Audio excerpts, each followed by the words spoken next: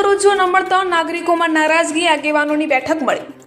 નાગરિકોની ચેતવણી, માંગ નહીં સ્વીકારાય તો ઉગ્ર આંદોલનના એંધાણ।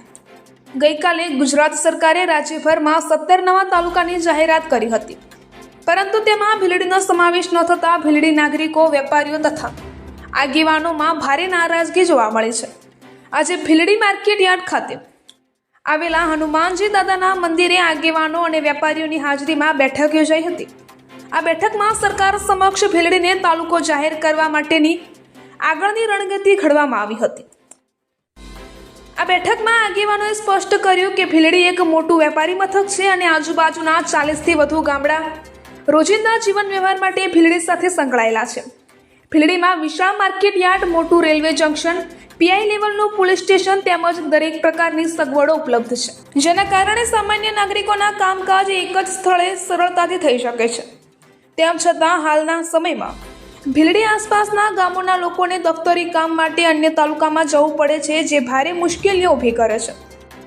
નાગરિકોએ ભારપૂર્વક જણાવ્યું હતું કે ભીલડી તાલુકો બનશે તો લોકોનું ભણતર, વેપાર, રોજિંદા કામકાજ સહિત તમામ વિકાસને મોટો વેગ મળશે। આ બેઠકમાં નાગરિકોએ સરકારને અપીલ કરી હતી કે તરત જ ભીલડીને તાલુકાનો દરજ્જો આપવામાં આવે, નહીં તો ભીલડીના આગેવાનો તથા નાગરિકો ઉગ્ર આંદોલન કરવા મજબૂર બનશે તેવી ચેતવણી પણ ઉચ્ચારવામાં આવી છે। અહેવાલ ગૌતમ છત્રાલિયા, BNK ન્યૂઝ, બનાસકાંઠા।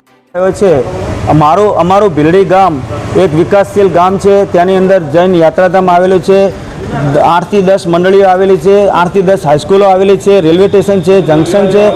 આ બધા વિષયો ઉપરાંત હાલનું અમારું જે તાલુકા મથક છે ડીસા, તે આશરે 25 કિલોમીટર દૂર છે, જેથી કરી અને અમને અમારા ભીલડી આજુબાજુના ગામોના નાગરિકોને સરકારી કામકાજ માટે ડીસા જવું પડે છે અને ત્યાં ડીસા તાલુકો ભૂપૃષ્ઠની દ્રષ્ટિએ ખૂબ જ મોટો હોવાથી અને જનસંખ્યાના આધારે પણ મોટો હોવાથી ત્યાં પણ અમને બહુ જ તકલીફો પડે છે।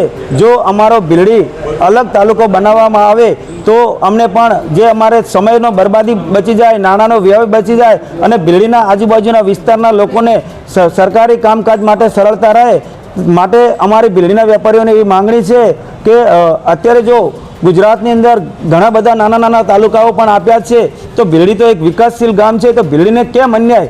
અમે હર હંમેશ આજે ભારતીય જનતા પાર્ટીની સરકાર છે અને ભીલડી વિસ્તાર કાયમી ભારતીય જનતા પાર્ટીની પડખે ઊભો રહે છે।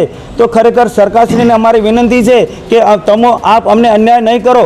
અમારી આપ સમક્ષ એક જ માંગણી છે કે અમને તાલુકો આપી અમને અમારા વિકાસમાં આપ સહભાગી બનો, એવી અમે સરકારશ્રીને વિનંતી કરીએ છીએ। તાલુકાને બાદ કરવામાં આવે છે। ભીલડી તાલુકાને બાદ કરવા માટે સરકારે જે કર્યું છે એ બનાસકાંઠાના વિભાજનમાં ભીલડી તાલુકો હોવો જોઈએ। ભીલડી તાલુકોથી 40 ગામડા અહીંયા વેપાર માટે આવે છે। ભીલડી રેલવે સ્ટેશન જંકશન છે, ભીલડી જૈન દેરાસર છે, નેશનલ હાઈવે છે। ભીલડીની જનતાને અન્યાય થયો છે અને તાલુકો માગણી કરવા માટે અમે તમામ ગામ લોકો સાથે છીએ। ભારતીય જનતા પાર્ટીની સરકાર છે અને ભાજપની સરકાર હોવાથી અમને ન્યાય મળવો જોઈએ। ભારતીય જનતા પાર્ટીના પ્રમુખ, જિલ્લાના અને પ્રદેશના પ્રમુખને મારી નમ્ર વિનંતી છે કે હું ભારતીય જનતા પાર્ટીના કાર્યકર્તા તરીકે માગણી કરું છું કે અમને તાલુકો મળે। અમને અન્યાય થયો છે, અમને તાલુકો મળે અને એ બધે બસ। આગામી દિવસોમાં કયા પ્રકારની રણનીતિ રહેશે? આગળના વખતમાં અમે સરકારને મળીશું, સરકારને વિનંતી કરશું અને પછી આગળનું વિચારીશું।